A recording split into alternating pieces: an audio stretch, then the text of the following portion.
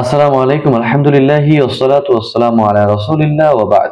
আমাদের মুসলিমদের কাছে সপ্তাহের অন্যান্য দিন অপেক্ষা একটি গুরুত্বপূর্ণ দিন হলো ইয়াউমুল জুমআ, অর্থাৎ জুমার দিন। দিনটি ফজিলতপূর্ণ হওয়ার সাথে সাথে এই দিনে অনেক ফজিলতপূর্ণ আমলও রয়েছে।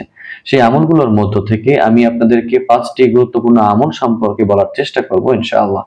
প্রথম আমলটি হলো এই দিনে বেশি বেশি দুরূদের আমল করা। নবী সাল্লাল্লাহু আলাইহি ওয়াসাল্লাম বলেছেন, আকসিরুস সালাতা আলাইয়া ইয়াউমাল জুমআ ওয়া লাইলাতাল জুমআ। তোমরা জুমার দিন এবং জুমার রাতে বেশি বেশি দুরূদ পাঠ করবে। স্বাভাবিকভাবে নবী সাল্লাল্লাহু আলাইহি ওয়াসাল্লাম কোনো আমল পরিমাণের দিক থেকে বেশি করতে বলতেন না, তবে দুরূদের ক্ষেত্রে তিনি বেশি বেশি দুরূদ পাঠ করার কথা বলেছেন। এবং তিনি আরো বলেছেন, মান সাল্লা আলাইয়া ওয়াহিদা সাল্লাল্লাহু আলাইহি আশারা। যে ব্যক্তি আমার উপর একবার দুরূদ পাঠ করবে, আল্লাহ সুবহানাহু ওয়া তাআলা তার উপর 10টি রহমত বর্ষণ করবেন। এবং ইন্না আকরাবাকুম মিন্নি ইয়াউমাল কিয়ামা, উক্ত ব্যক্তি কিয়ামতের দিন আমার নিকটবর্তী হবে। এবং এই আমলটি আমাদের জন্য এত সহজ করে দেওয়া হয়েছে যে আমরা অজু থাকলেও আমল করতে পারবো, না থাকলেও আমল করতে পারবো। এবং দুরূদে ইব্রাহিমের মতো যদি বড় বড় দুরূদ পাঠ করতে না পারি, তাহলে শুধুমাত্র সাল্লাল্লাহু আলাইহি ওয়াসাল্লাম এতটুকু পড়লেও এই দুরূদের আমল হয়ে যাবে। দ্বিতীয় আমলটি হলো আফদালু সলাতি ইনদাল্লাহি সলাতুল ফজর ইয়াউমাল জুমআ ফি জামাআতিন।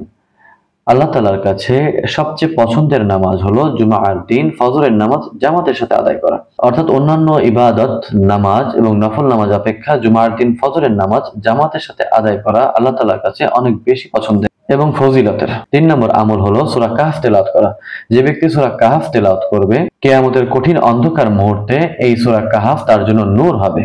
এবং যে ব্যক্তি সূরা কাহফের প্রথম 10টি আয়াত মুখস্থ করবে এবং তেলাওয়াত করবে, আল্লাহ তাআলা তাকে দাজ্জালের ফিতনা থেকে হেফাজত করবেন। আমরা যারা সূরা কাহফ তেলাওয়াত করতে জানি না, তারা এই তেলাওয়াতটি শুনবো এবং পাশাপাশি কোরআন শিক্ষা করারও চেষ্টা করব। ৪ নম্বর আমল হলো জুমার দিন সকাল সকাল ঘুম থেকে উঠে ফজরের নামাজ জামাতে আদায় করা এবং উত্তম রূপে গোসল করে আগে আগে মসজিদে যাওয়া, পায়ে হেঁটে যাওয়া, যানবাহনে না যাওয়া এবং ইমামের কাছাকাছি বসে কোনো অনর্থক কাজে না করা, মনোযোগের সাথে খুতবা শোনা।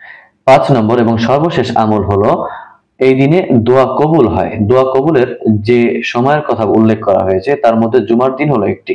তবে এই দিন কখন দোয়া করলে দোয়া কবুল হয় সেই ব্যাপারে হাদিসে নির্দিষ্ট কোনো কথা বলা হয়নি। এজন্য আমরা চেষ্টা করব দিনের সব সময় দোয়া করার। এবং মুহাদ্দিসিন ইকরামদের বিশ্লেষণ অনুযায়ী আসরের নামাজের পর থেকে মাগরিবের আজানের আগ পর্যন্ত এই সময়টাতে দোয়া করলে দোয়া কবুল করা হয়। ইনশাআল্লাহ আমরা সকলেই জুমার দিন এই 5টি আমল করার চেষ্টা করব। আল্লাহ তাআলা আমাদের সবাইকে এই আমল করার তৌফিক দান করেন। ওয়াসসালামু আলাইকুম ওয়া রাহমাতুল্লাহি ওয়া বারাকাতুহু।